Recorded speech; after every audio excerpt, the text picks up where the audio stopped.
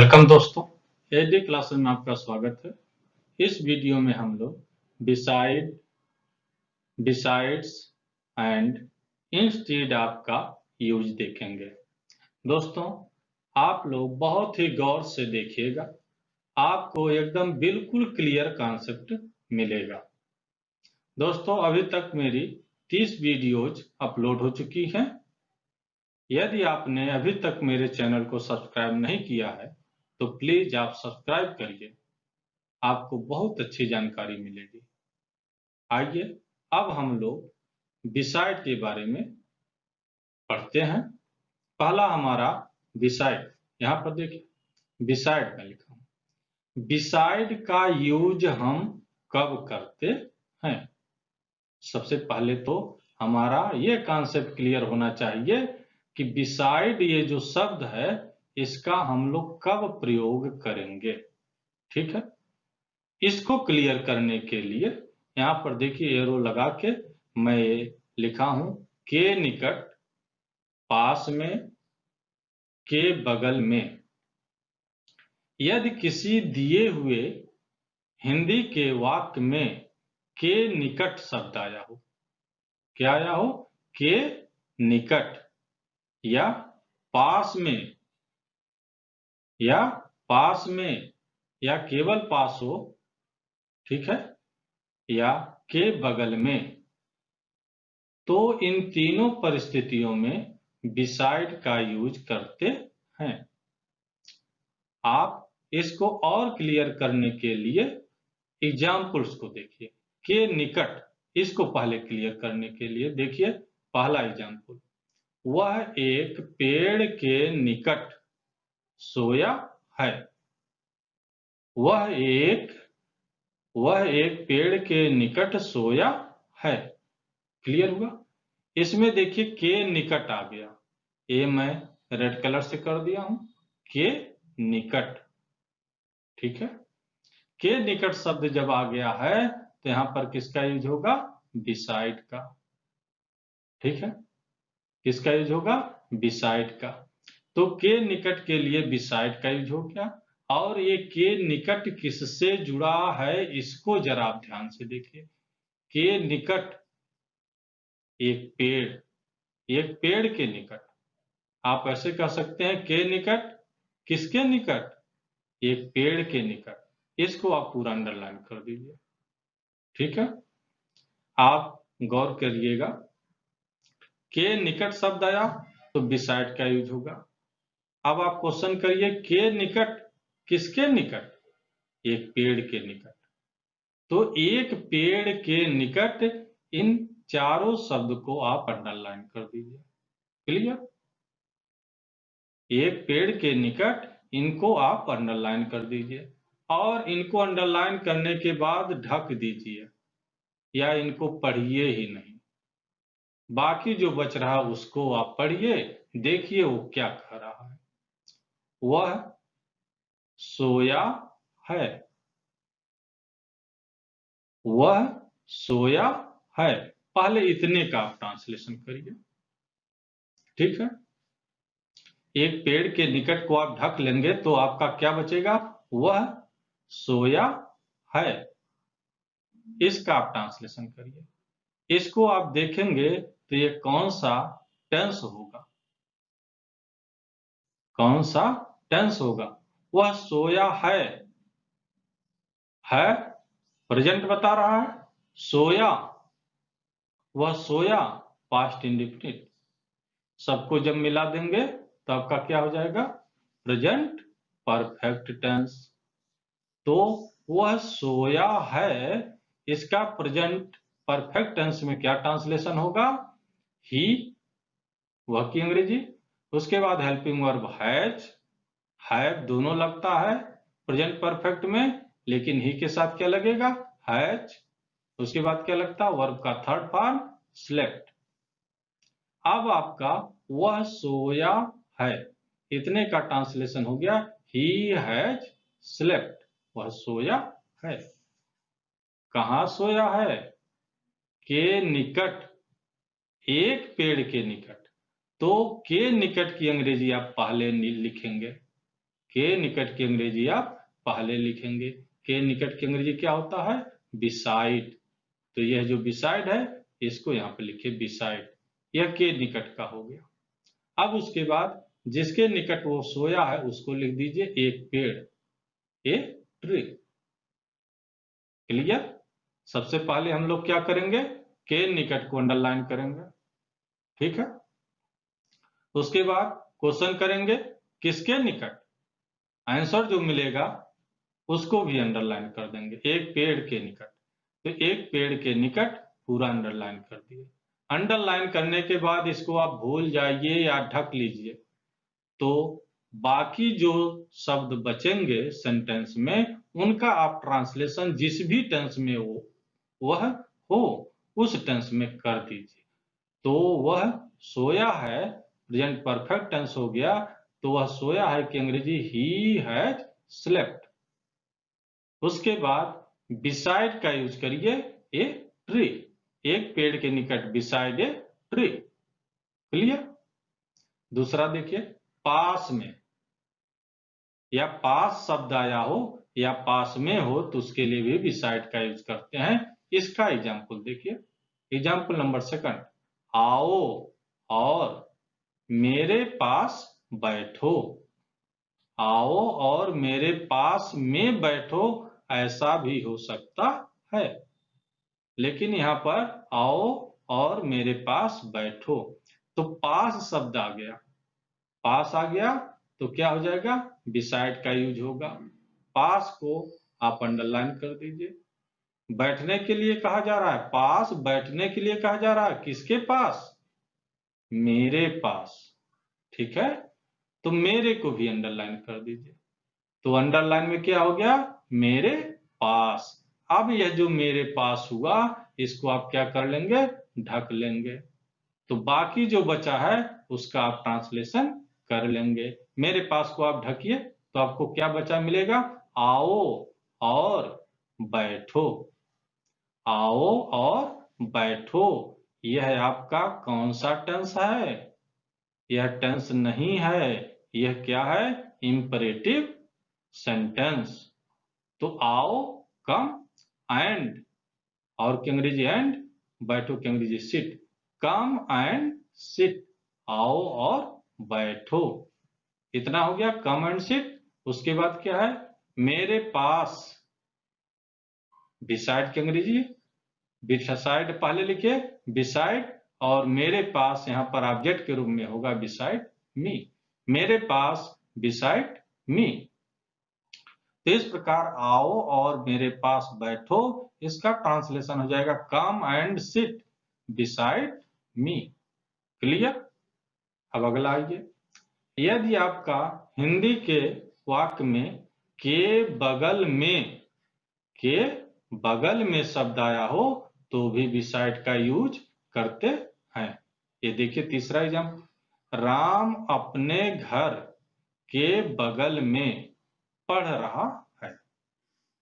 तो के बगल में जो मैं रेड से किया हूं इसको आप अंडरलाइन करिए। के बगल में, के बगल में की अंग्रेजी आपकी क्या हो जाएगी? बिसाइड। इसको आप अंडरलाइन कर लीजिए। ठीक है। अब आप क्वेश्चन करिए किसके बगल में? उत्तर मिलेगा आपको अपने घर के बगल में, तो अपने घर को भी अंडरलाइन करिए। तो आपका अंडरलाइन क्या हो गया? अपने घर के बगल में। ठीक है। अब जितना अंडरलाइन हुआ है इसको आप ढक लीजिए, तो मिलेगा क्या? राम पढ़ रहा है। तो राम पढ़ रहा है, ये कौन सा टेंस हो गया? Present continuous tense. तो राम पढ़ रहा है कि अंग्रेजी क्या हो जाएगी? Ram is reading. राम पढ़ रहा है। उसके बाद बगल में, के बगल में की अंग्रेजी जो बिसाइड होती है उसको आप लगा देंगे। बिसाइड अपने घर, हिज हाउस। अपने घर के बगल में बिसाइड हिज हाउस। क्लियर? अब यहाँ पर बिसाइड का जो यूज था उसको आपने देखा, जब हिंदी के वाक्य में के निकट हो, पास में हो, के बगल में हो, और इसके एग्जाम्पल्स को भी आप क्रमशः देखें। अब हम लोग अगला देखते हैं बिसाइड्स के बारे में। बिसाइड्स, यहाँ पर देखिए बिसाइड्स, ये आपका बिसाइड्स लिखा गया है। ऊपर वाले बिसाइड और बिसाइड्स में केवल यस का फर्क है। इसमें यस लग गया है और इसमें यस नहीं है। यस लग जाने से इसमें कितना परिवर्तन होता है यह आप देख सकते हैं। ठीक है, बिसाइड्स इसमें यस लग गया, इसका अर्थ बदल गया। तो बिसाइड्स जब हो जाता है तो इसका हिंदी में क्या अर्थ होता है? के अतिरिक्त। के अतिरिक्त, के अतिरिक्त का मतलब क्या होता है? कोई वस्तु आप चाहते हैं, कोई वस्तु आप खाते हैं, वो खाए आप, ठीक है, लेकिन उसके साथ कुछ और भी खा लिए। ठीक है, कोई वस्तु आप खा रहे हैं, मान लीजिए आम आप खा रहे हैं, ठीक है, आम तो आप खाए ही और उसके साथ केला भी खा लिए, यानी आम के अतिरिक्त आप केला भी खाए। के अतिरिक्त का मतलब एडिशनल हो जाता है, वह जुड़ जाता है। ठीक है, या के अलावा, के अलावा इस तरह का भी हो। ठीक है, तो आपका बिसाइड्स का यूज होता है। अब इन दोनों जो शब्द हैं के अतिरिक्त और के अलावा, इसका एग्जाम्पल देखिए। के अतिरिक्त, पहला एग्जाम्पल, हम चावल के अतिरिक्त फल भी खाते हैं। इस सेंटेंस को आप गौर से पढ़िए तो हम चावल के अतिरिक्त फल भी खाते हैं, इसका मतलब क्या हुआ? हम चावल तो खाते हैं लेकिन साथ साथ फल भी खाते हैं। चावल से अलग हम फल का भी सेवन करते हैं। ठीक है, तो के अतिरिक्त यहाँ पर जो रेड कलर से लिखा गया है, इसको आप क्या करेंगे? अंडरलाइन कर लेंगे। ठीक है, इसकी अंग्रेजी क्या हो जाएगी? बिसाइड्स। अब के अतिरिक्त, अब यहाँ पर आप प्रश्न उठाएंगे, किसके अतिरिक्त? के अतिरिक्त, हम के अतिरिक्त फल भी खाते हैं, तो किसके अतिरिक्त? आंसर मिलेगा चावल के अतिरिक्त। तो चावल को भी अंडरलाइन कर दीजिए। अब आपको अंडरलाइन में क्या मिल गया? चावल के अतिरिक्त, इसको आप ढक लीजिए। चावल के अतिरिक्त, इसको आप ढक लीजिए। बाकी जो बच रहा उसको केवल आप पढ़िए, क्या बच रहा है? हम फल भी खाते हैं। यह भी यहां पर लिखा गया है, लेकिन भी चावल के अतिरिक्त, जो के अतिरिक्त है, इसी से जुड़ा हुआ है। चावल के अतिरिक्त फल भी खाते हैं, तो यह भी जो है इन्हीं से जुड़ा हुआ है, तो भी की यहाँ पर कोई अलग से अंग्रेजी नहीं लिखी जाएगी। ठीक है, तो आप क्या लिखेंगे? हम फल खाते हैं, केवल इतने का ट्रांसलेशन करेंगे। हम फल खाते हैं। हम फल खाते हैं, कौन सा टेंस हो गया? Present indefinite tense. तो उसका क्या हो जाएगा ट्रांसलेशन? वी ईट फ्रूट्स, हम फल खाते हैं। ठीक है, अब के अतिरिक्त बिसाइड्स और उसके बाद राइस आप लगा दीजिए। अब ये हो गया we eat fruits besides rice, हम चावल के अतिरिक्त फल भी खाते हैं। यहाँ पर ध्यान दीजिएगा, जो ये भी शब्द आता है, इसका अलग से कोई शब्द नहीं लिखा जाता है, यह इसी के साथ जुड़ा हुआ है। ठीक है, अब अगला देखिए, के अलावा, के अतिरिक्त हो या के अलावा हो। ठीक है, देखिए, वह गणित के अलावा अंग्रेजी भी पढ़ता है। भी शब्द जरूर आएगा, ये ध्यान रखिएगा, भी जरूर आएगा। वह गणित के अलावा अंग्रेजी भी पढ़ता है। इसका मतलब क्या हुआ? इस पूरे सेंटेंस को जो आप पढ़ेंगे तो क्या मिलेगा आपको? कि गणित तो पढ़ रहा है, गणित के साथ साथ क्या पढ़ रहा है? अंग्रेजी भी पढ़ रहा है। वह गणित के अलावा अंग्रेजी भी पढ़ता है, अंग्रेजी भी पढ़ रहा है गणित के अतिरिक्त। ठीक है, तो के अलावा अंडरलाइन आप किए, किसके अलावा? गणित के अलावा। गणित को भी अंडरलाइन में ले लीजिए। अब इसको ढक लीजिए, गणित के अलावा को आप क्या करेंगे, ढक लेंगे। बाकी जो बच रहा उसको आप पढ़िए। वह अंग्रेजी पढ़ता है, ये भी आप छोड़ दीजिए, भी का कोई मतलब इंग्लिश में नहीं रह जाएगा, ठीक है। तो वह अंग्रेजी पढ़ता है, प्रेजेंट इंडेफिनिट टेंस, तो क्या हो जाएगा, ही रीड्स इंग्लिश।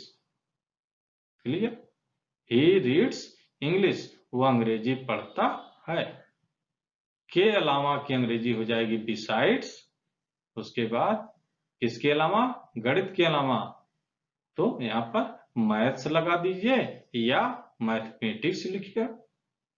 तो इस प्रकार वह गणित के अलावा अंग्रेजी भी पढ़ता है। इस सेंटेंस को पढ़ने से आपको ऐसा लग रहा है कि गणित तो पढ़ ही रहा है, उसके साथ साथ अंग्रेजी भी पढ़ रहा है, अतिरिक्त सब्जेक्ट के रूप में, ठीक है।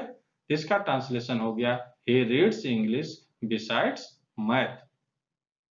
अब हम लोग यहाँ पर बिसाइड पढ़ लिए, बिसाइड्स पढ़ लिए। अब अगला हमारा जो कॉन्सेप्ट है इसके बारे में है, instead of. Instead of, instead of का यूज हम लोग कब करते हैं, इसको आप गौर से देखिए। इंस्टीड ऑफ का यूज हम तब करते हैं जब दिए गए हिंदी के वाक्य में के स्थान पर शब्द आया हो, के स्थान पर, या के बजाय, या के बदले, ठीक है। तो हम लोग इंस्टीड ऑफ का यूज करते हैं के स्थान पर। आइए हम लोग के स्थान पर का कॉन्सेप्ट पहले क्लियर करें। Example number first, Shyam Sanskrit के स्थान पर अंग्रेजी पढ़ता है। संस्कृत के स्थान पर, के स्थान पर अंडरलाइन करिए, देखिए के स्थान पर आया, इसको आप अंडरलाइन करिए, रेड कलर से मैं कर दिया हूं, ठीक है। अब आप प्रश्न पूछेंगे किसके स्थान पर, उत्तर मिलेगा संस्कृत के स्थान पर, संस्कृत को भी अंडरलाइन कर दीजिए। तो आपका यहाँ पर अंडरलाइन में क्या हो गया, संस्कृत के स्थान पर। इसकी संस्कृत के स्थान पर अंग्रेजी क्या हो जाएगी, इंस्टीड ऑफ संस्कृत। संस्कृत के स्थान पर की अंग्रेजी क्या हो जाएगी, इंस्टीड ऑफ संस्कृत। अब क्या करिए, ये संस्कृत के स्थान पर आप इसको ढक लीजिए जितना अंडरलाइन किया है। बाकी जो बच रहा है आप उसको पढ़िए। क्या बच रहा है, श्याम अंग्रेजी पढ़ता है। पहले इतने का ट्रांसलेशन आप करिए। तो श्याम अंग्रेजी पढ़ता है, ये कौन सा टेंस हो गया, प्रेजेंट इंडेफिनिट टेंस। तो श्याम रीड्स इंग्लिश, श्याम अंग्रेजी पढ़ता है। संस्कृत के स्थान पर, के स्थान पर की अंग्रेजी इंस्टीड ऑफ पहले लिख लीजिए, उसके बाद संस्कृत लगाइए, ठीक है। इंस्टीड ऑफ संस्कृत, संस्कृत के स्थान पर Shyam reads English, Shyam English पढ़ता है। इस प्रकार श्याम संस्कृत के स्थान पर अंग्रेजी पढ़ता है, इसका ट्रांसलेशन हो गया, Shyam reads English instead of Sanskrit. Clear. अब अगला एग्जाम्पल देखिए, यदि हिंदी के वाक्य में के बजाय शब्द आया हो, यहां पर देखिए के बजाय, तो इसके कॉन्सेप्ट को आप क्लियर करिए। एग्जाम्पल नंबर 2, गीता ने चाय के बजाय दूध पिया। उसने क्या किया, चाय नहीं पिया, चाय के बजाय या चाय के स्थान पर या चाय के बदले दूध पिया। तो के बजाय जो आया है इसको आप क्या करेंगे, अंडरलाइन कर देंगे। फिर क्वेश्चन करेंगे किसके बजाय, आंसर मिलेगा चाय के बजाय, ठीक है। गीता ने चाय के बजाय दूध पिया, तो के बजाय को आप अंडरलाइन कर देंगे, इसकी अंग्रेजी हो जाएगी इंस्टीड ऑफ।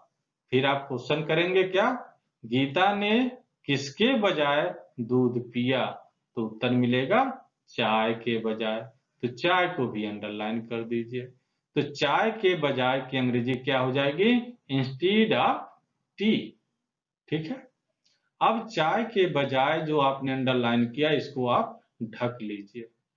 जब इसको आप ढक लेंगे तो आपको क्या मिलेगा? गीता ने दूध पिया। कौन सा टेंस हो गया? Past indefinite tense. तो गीता ड्रैंक मिल्क।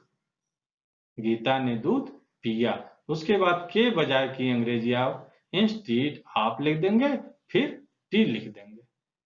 यहाँ पर चाय के बजाय जो अंडरलाइन मैं किया हूं, चाय के बजाय पूरे को अंडरलाइन में किया हूं, यह आपको बताने के लिए किया हूं कि इसको सीधे एक साथ रखेंगे। Instead of T, instead of Sanskrit, instead of story, इस तरह से आपके जबान पर वो चीज आ जाए, इंस्टीड ऑफ टी।